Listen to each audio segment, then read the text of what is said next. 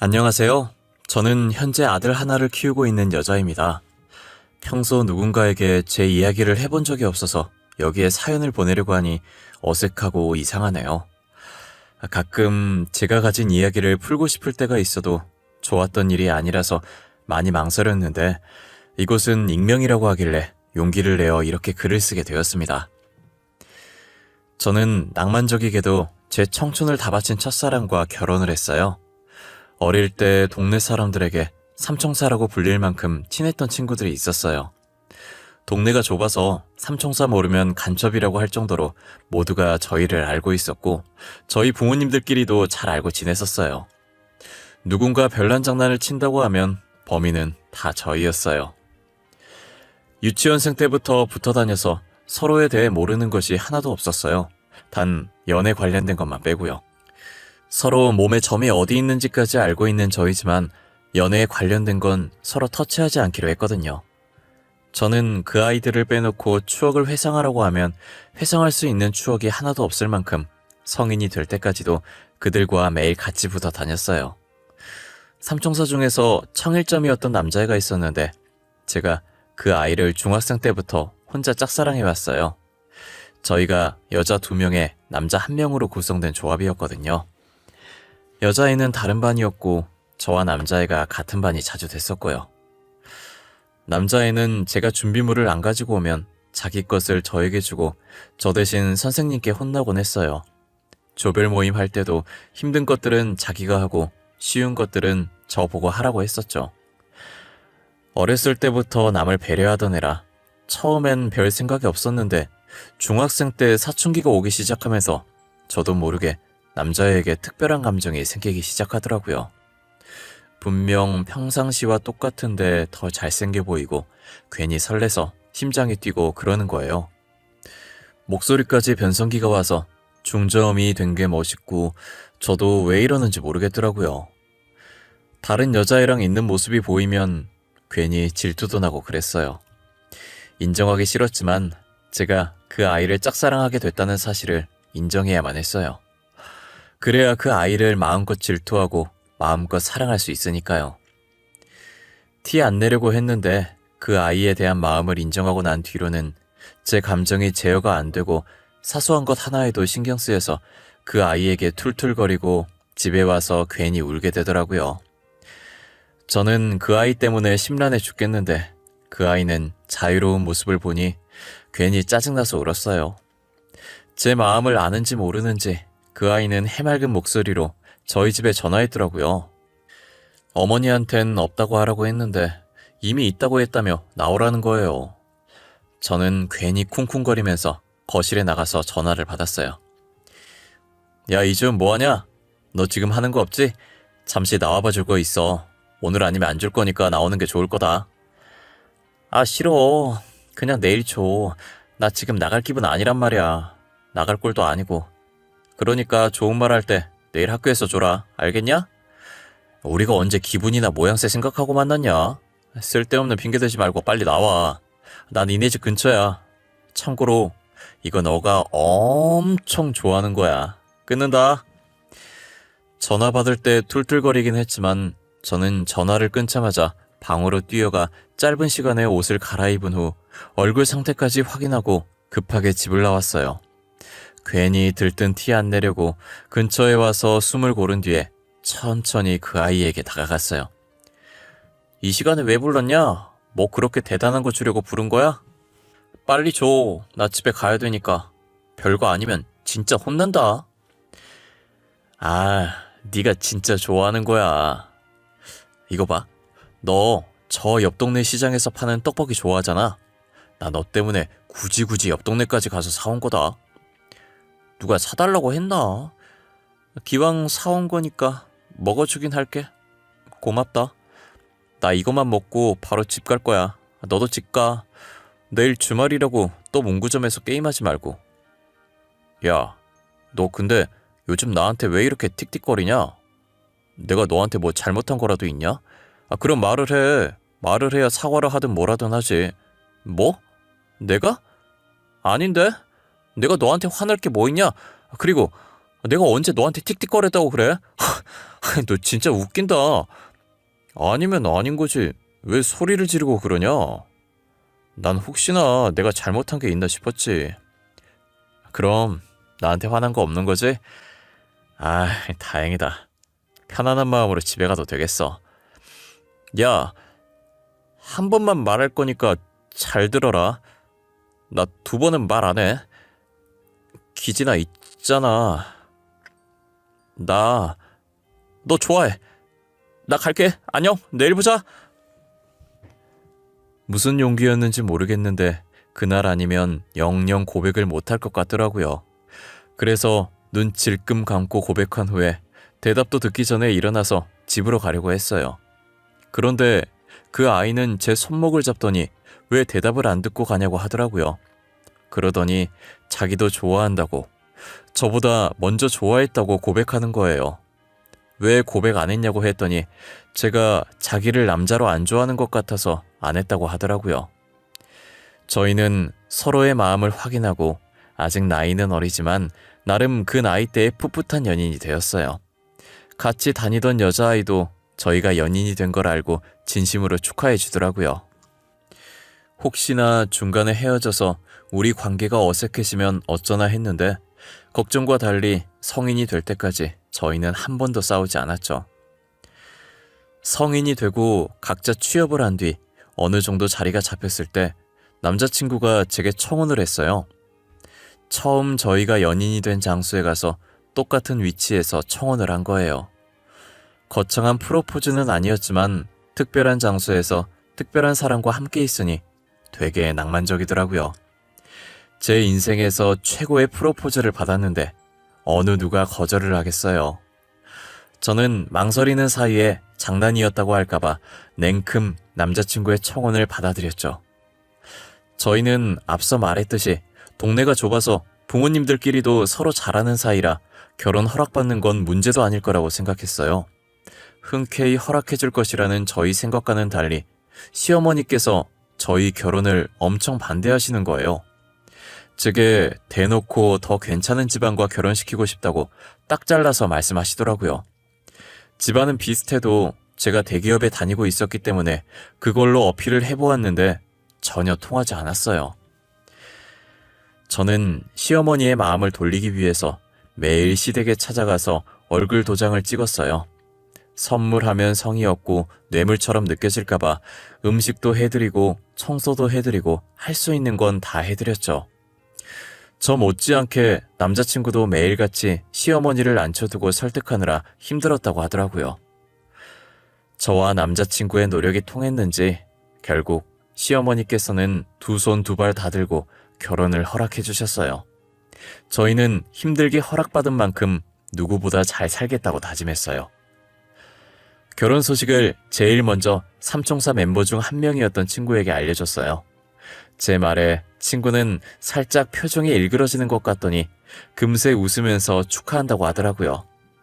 당시엔 친구 표정이 너무 순식간에 바뀌어서 제가 잘못 본 줄만 알았어요. 손뼉을 치면서 진심으로 축하해주는 모습에 저도 활짝 웃으며 고맙다고 했죠. 친구는 드레스며 예식장이며 추천도 많이 해주고 같이 보러도 가줬어요. 친구 덕분에 예쁜 드레스를 입고 화려한 예식장에서 모두의 축하를 받으며 결혼식을 올렸어요. 앞으로 행복한 일만 가득할 것 같았던 결혼식이 끝난 순간부터 저의 순환은 시작되었어요. 시어머니께서는 남편이 하도 졸라서 어쩔 수 없이 결혼을 허락한 거라며, 그러니 시댁 사랑 받을 생각했다면 일찌감치 접으라고 하시더라고요. 아무리 며느리로서 제가 탐탁치 않아도 그렇지 면전에 대고 그런 말을 하시니 너무 서운했어요.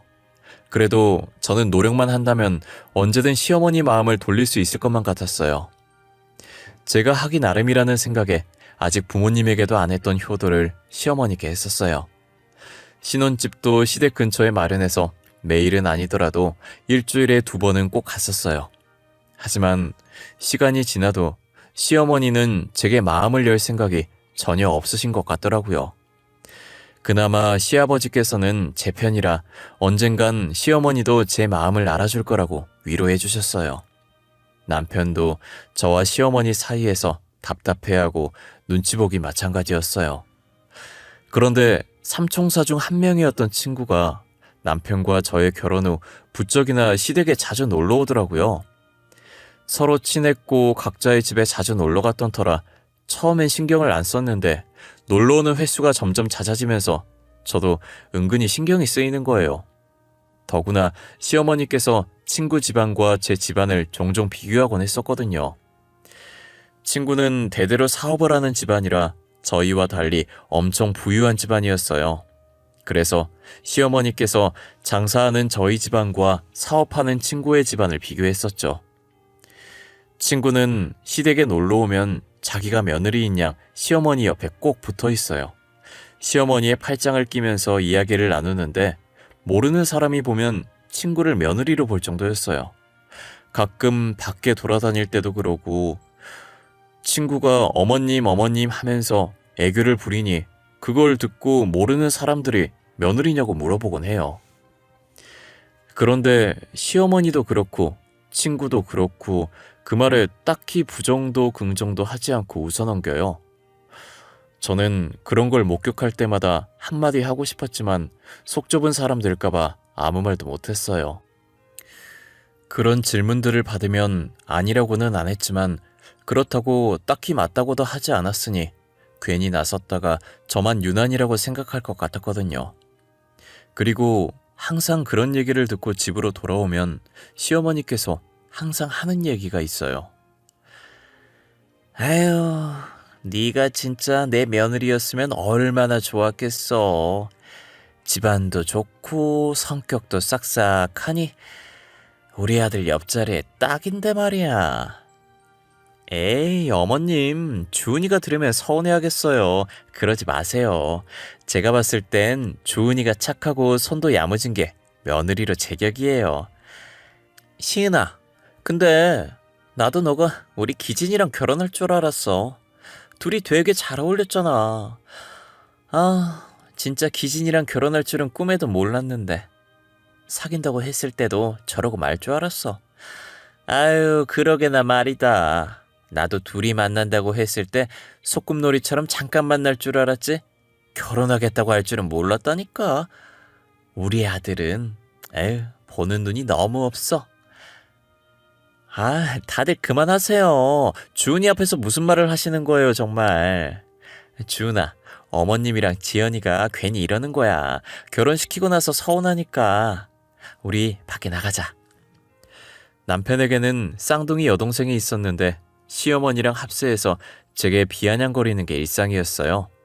친구만 집에 안 오면 비교 안 당할 텐데 친구는 맨날 이런 모습 보면서도 시댁에 계속 놀러오고 시어머니와 신우가 저를 무시하면 저런 식으로 달래면서 밖으로 데리고 나가요. 혼내는 시어머니보다 말리는 신우가 더 밉다고 저는 그런 친구가 너무 밉더라고요. 그래도 제 기분을 풀어줬던 건 그 친구뿐이라 한편으로는 고맙기도 했어요. 친구는 아이 가지면 시어머니께서 마음을 돌리실 거라고 아이를 가져보는 게 어떠냐고 하는 거예요. 저는 친구의 말을 곱씹어 생각해봤는데 물론 자기 핏줄이 생기면 시어머니께서도 좋아하시겠지만 임신이라는 게 제가 당장 임신하고 싶다고 해서 바로 할 수 있는 게 아니잖아요. 저와 남편도 시어머니 마음을 돌리는 데에는 손자밖에 답이 없을 것 같다는 생각이 들어서 반년을 노력했는데도 임신이 되지 않았어요. 포기해야 하나 싶었을 때쯤 속이 울렁거리고 계속 잠이 쏟아지는 게 혹시나 하는 마음에 병원에 가서 검사를 받아보니 임신이라는 거예요. 임신 소식을 알리니 시어머니께서도 엄청 좋아하고 고생 많았다고 안아주시더라고요. 처음으로 느껴보는 시어머니의 따뜻한 품에 저도 모르게 눈물이 났어요. 시어머니께서는 혹시나 아이가 떨어질까 노심초사하시며 저를 챙기셨어요. 거기다 아들이라는 소식에 저를 업고 다니고 싶을 정도로 좋다며 소리 지르시더라고요. 그런 시어머니의 모습을 보고 남편과 저는 아이가 뱃속에서부터 효자라고 웃음이 끊이질 않았어요. 저희는 이제 됐다고 아들 덕분에 앞으로는 행복한 일들만 있을 거라고 생각했어요. 이 기쁜 소식을 친구에게도 알렸는데 친구 표정이 점점 일그러지더라고요. 너무 안 좋아 보여서 왜 그러냐고 했더니 친구는 아무것도 아니라고 개인적인 일 때문에 기분이 안 좋다고 하길래 그런 줄만 알았어요. 저는 시어머니의 보살핌을 받으며 아들이 태어나기만을 기다리고 있었어요. 하지만 평화는 잠시였고 얼마 지나지 않아서 시어머니와 신우는 제 임신을 부정하기 시작하는 거예요. 주은이 너 여기 와서 앉아봐라. 내가 묻는 말에 솔직하게 말해야 한다. 알겠니? 네 뱃속에 있는 아이 말이야. 그 아이 우리 기진이 아이가 맞는 거니? 어머님, 뜬금없이 그게 무슨 말씀이세요? 당연히 저희 남편 아이죠. 혹시 제 아이가 다른 사람 아이라고 의심하시는 거예요? 의심할 수밖에 없지. 아니, 의심이 아니라 확실한 증거로 확인받으려는 거지. 자, 여기 사진. 네가 이러고 다니는데 우리가 어떻게 믿어? 다른 남자랑 저렇게 다정하게 있는데 말이야. 아가씨, 이건 길 가다가 모르는 사람이 길 물어봐서 가르쳐주고 있었던 거예요. 누가 이 사진을 줬는지 모르겠지만 저 만나는 사람 없어요. 결혼하고 친구도 잘 못 만나요. 고작 길 가르쳐주는데 저렇게 연인 마냥 다정하게 있다고? 말이 되는 소리를 해. 그럼 이 사진이 조작되었단 말이야? 각도가 그렇게 나온 거예요. 제 말을 믿어주세요. 진짜예요. 저 정말 회사랑 집 밖에 안 다녀요. 그리고 항상 남편이랑 붙어 있는데 제가 누굴 만나요? 시어머니와 신우는 제가 바람을 피워서 다른 남자 아이를 가졌다는 말도 안 되는 상상을 하시더라고요. 사진을 도대체 누가 준 건지 모르겠는데 저는 정말 모르는 사람이 길 묻길래 가르쳐 준 것밖에 없었어요. 제가 아무리 해명을 해도 바람 피운 거라면서 그 남자 애라고 우기는 거예요. 진짜 돌아버릴 것 같은 노릇이라 말이 안 나왔는데 남편이 뭐 하는 짓이냐고 막아줘서 일단락이 됐어요. 시어머니와 신우는 아이를 낳을 때까지도 의심의 눈초리로 저를 쳐다보더라고요. 저는 혹시나 또 괜한 꼬투리 잡힐까봐 더더욱 밖에 안 나갔어요. 그렇게 무사히 아들을 낳았고 아들의 얼굴이 남편과 시아버지를 똑 닮았더라고요. 누가 봐도 저희 아들은 남편의 아들임이 틀림없다는 게 증명이 된 거죠. 시어머니와 신우는 친가를 쏙 빼닮은 아들의 얼굴에 우길 말이 없어서 머뭇거리더니 이젠 하다 시아버지와 제 사이를 의심하기 시작하더라고요. 얘, 얼굴이 우리 남편이랑 똑같이 생겼어. 지연아, 이것 좀 봐봐라. 네 아빠랑 똑같이 생겼지 않니? 아니 왜 손자가 우리 남편을 닮아? 엄마, 진짜 우리 아빠랑 똑같이 생겼어. 우리 아빠 애라고 해도 믿겠는데? 새언니, 설마 아니지? 우리 아빠 애면 진짜 막장인 거 알지? 어머님 아가씨, 지금 무슨 말을 하시는 거예요? 이젠 하다 시아버지와 저를 의심하세요? 저번부터 진짜 저한테 왜 그러세요? 그렇게 못 믿겠으면 유전자 검사 해보면 될 거 아니에요. 엄마랑 지연이 둘 다 진짜 왜 그래? 주은이를 왜 이렇게 괴롭혀? 사람을 왜 못 살게 구냐고. 주은이가 엄마랑 너한테 뭐 잘못한 거 있어? 아니잖아. 근데 도대체 왜 그러는데? 남편도 시아버지와 저를 엮는 시어머니와 신우가 어처구니 없었는지 결국 한 소리하고 그 둘을 병실에서 쫓아내버렸어요. 남편의 얼굴엔 속상함과 미안함이 가득 차 있더라고요. 그런 남편에게 괜찮으니 너무 속상해하지 말라고 살짝 웃어 보였어요. 저는 산후조리원에서 몸조리를 마치고 아들과 함께 집으로 돌아왔어요. 혹시나 또 터무니없는 말을 하실까봐 남편과 아들의 유전자 검사 결과지를 들고 갔어요. 시어머니와 신우는 99.99%로 남편과 아들의 친자 관계가 일치한다는 글을 보고 입을 닫더라고요. 그러더니 언제 그랬냐는 듯 활짝 웃으면서 저희 아들을 늘 품에 안고 계셨어요. 그리고 몇 주 뒤 저는 여느 때처럼 빨래를 돌려놓고 아들의 귀저귀를 갈아주고 있었어요. 사용했던 귀저귀를 처리하려고 일어났는데 바닥에 있던 핸드폰이 울리는 거예요. 친구한테 온 전화길래 받았는데 집 근처 카페라고 할 말 있으니 잠시만 나오라고 하더라고요. 목소리에 힘이 없길래 무슨 일이 생긴 줄 알고 아이를 잠시 근처에 사는 시어머니께 맡기고 나왔어요. 너 무슨 일 있어? 아까 전화로 들었을 때 목소리에 힘이 없던데. 도대체 무슨 일이야? 안 좋은 일이라도 있는 거야? 주은아, 나 어떡해. 나 진짜 어떡해. 나 얼마 전부터 속이 안 좋아서 병원에 갔거든? 그런데 내가 임신이래. 이제 4주차 접어들었대. 진짜 어떡해. 뭐? 임신했다고? 너 얼마 전까지만 해도 남자친구 없었잖아. 몇 년 동안 남자친구도 없었던 애가 도대체 누구 애를 가진 거야? 미안해. 내가 진짜 미안해, 주은아. 내가 너한테 할 수 있는 말이 이것밖에 없어. 나 용서 안 해도 돼. 다신 안 보겠다고 해도 돼. 미안해. 너 설마 아니지? 내가 생각하는 그런 거 아니지? 응. 왜 말을 안 해? 너 진짜야? 뱃속에 있는 애 우리 남편 애야? 친구는 눈물을 흘리면서 임신을 했다고 제게 초음파 사진을 내밀더라고요. 누구 애냐고 물어도 계속 저한테 미안하다고만 말하길래 설마 했어요. 그런데 아니나 다를까 남편의 아이를 임신했다고 말하면서 엉엉 울더라고요. 한참을 울다가 고개를 들어 제게 무언가 말을 하기 시작하는데 하는 말마다 과간이었어요. 자기가 저보다 먼저 남편을 좋아했다면서 제가 남편을 뺏은 거라고 정말 말도 안 되는 소리를 했죠. 그러더니 자기도 임신을 했으니 아빠 없는 애로 키우고 싶지 않다고 남편을 놓아달라면서 저한테 남편과 이혼을 해달라고 하더라고요. 그럼 지금 제 아들은 아빠 없는 애로 키워도 된다는 말이냐고요. 제게 미안하다고 용서하지 말라고 하더니 이혼해달라고 그런 거였어요. 얼마나 뻔뻔하던지 뺨이라도 시원하게 내려치고 싶었는데 CCTV가 있어서 차마 그러진 못하고 제 앞에 있는 물을 친구 얼굴에 뿌려버렸어요. 그리곤 친구가 제게 건넨 초음파 사진을 들고 집으로 돌아왔어요.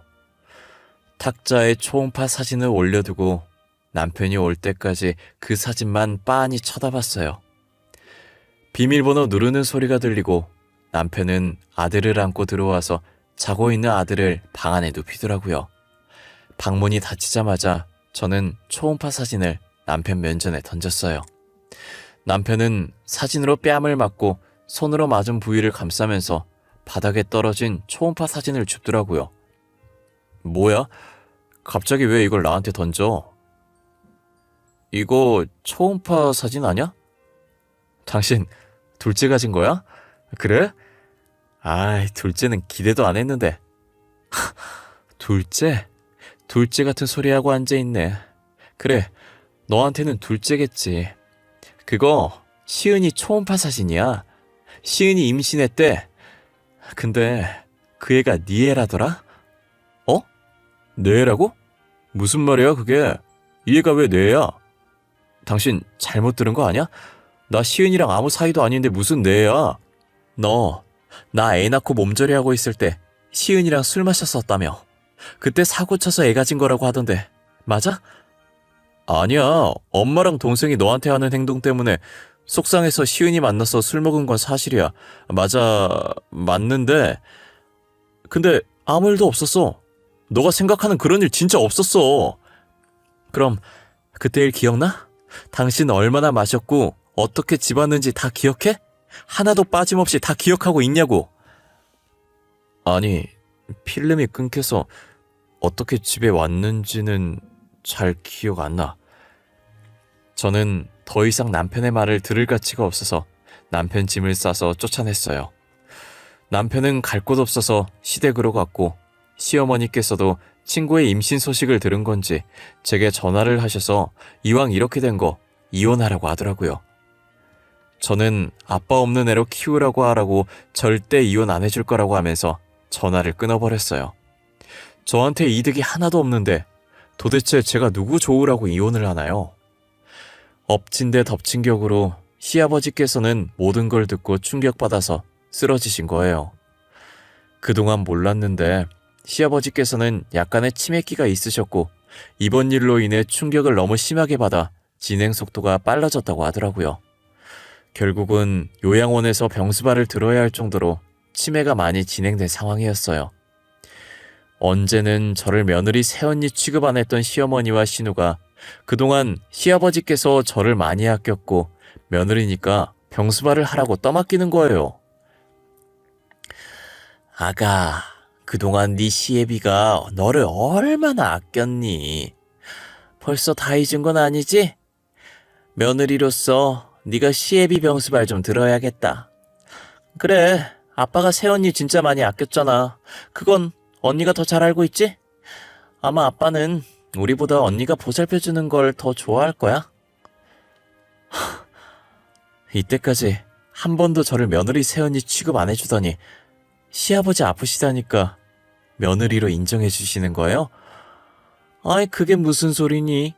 우린 너한테 이혼하라고 몇 번이나 말했다. 근데 이혼 안 한 건 너야. 법적으로는 아직 네가 며느리니 며느리가 시아버지 모시는 건 당연한 거 아니니? 아, 그러세요? 그럼 지금이라도 아드님이랑 이혼해드릴게요. 이혼해드릴 테니까 시은이 데려다가 병수발 시키세요. 한 번도 며느리 취급 안 해주더니 이 지경 되니까 저를 며느리로 인정해주겠다는 뉘앙스로 말하길래 지금이라도 이혼해주겠다고 친구 데려다가 병수발 시키려고 하고 나와버렸어요. 남편은 저를 붙잡았지만 이젠 이렇게 살고 싶지 않다고 이 집안이랑 다시 얼굴 마주하고 싶지 않으니 이혼 서류에 도장을 찍어달라고 울면서 말했어요. 남편도 그동안 제가 당해왔던 것들이 생각났는지 더 이상 저를 붙잡지 않았고 도장을 찍어줬어요. 저는 그렇게 남편과 이혼했고 아들의 양육권도 가지고 왔어요. 그래도 전 남편 잘못으로 이혼하는 게 아니니까 아들이 보고 싶다고 하면 언제든 만나게 해주었어요. 아무 생각 없이 아들을 만나게 해줬었는데 문득 친구가 생각나더라고요. 너 근데 이렇게 우리 집 들락날락 거려도 돼? 시은이가 뭐라 안 해? 그리고 시은이랑은 언제 결혼하려고? 배 불러오기 전에 식 올려야지. 아, 애 낳고 결혼식 올릴 거야? 애는 무슨 애야. 걔 임신한 거 거짓말이야. 너한테 열등감 있어서 거짓말 친 거래. 걔도 진짜 웃긴다. 우리가 함께한 세월이 얼만데 그 난리를 친 거지? 뭐라고? 임신한 게 거짓말이었다고? 그럼 그 초음파 사진은 뭐야? 그것도 가짜였다는 거야? 나한테 울고불고 난리더니 그것도 다 쇼였던 거네?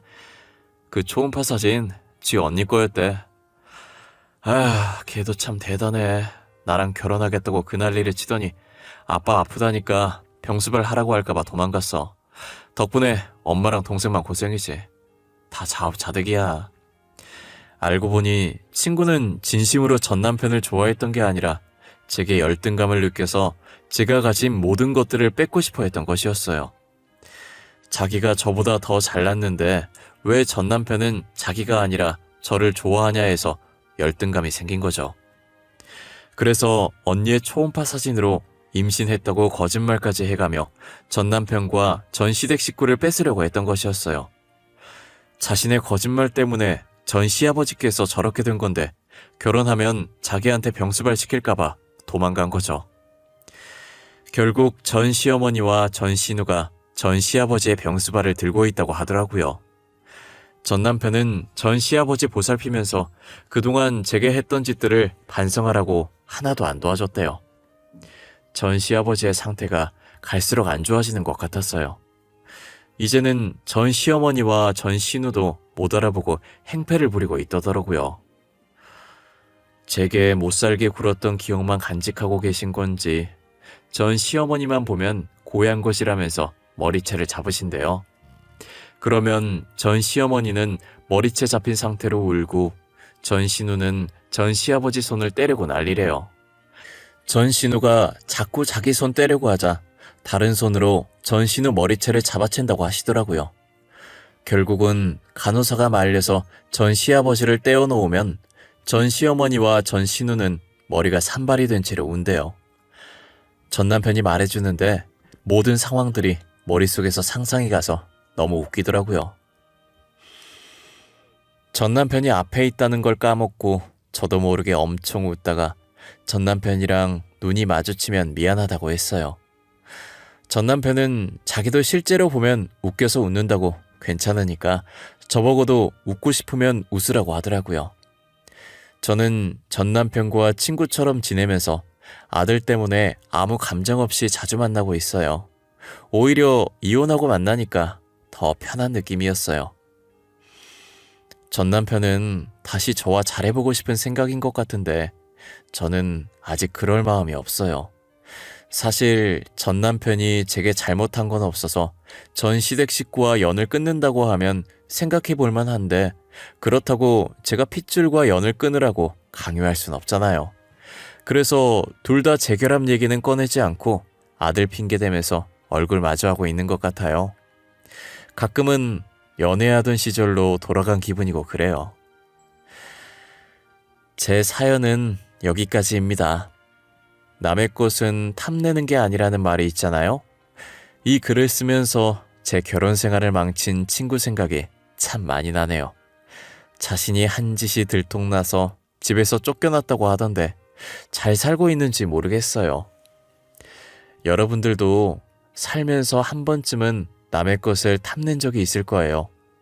그렇다고 제 친구처럼 남의 것을 뺏으려고 애쓰진 않았으면 좋겠어요. 어떻게든 다 자기 업으로 돌아가기 마련이거든요. 지금처럼 자신에게 주어진 것들에 최선을 다했으면 좋겠습니다. 저도 그렇게 살아가려고 노력할 것이고요. 지금까지 제 사연 들어주셔서 감사하고 여러분들의 앞길엔 늘 좋은 일만 가득하시길 바라겠습니다.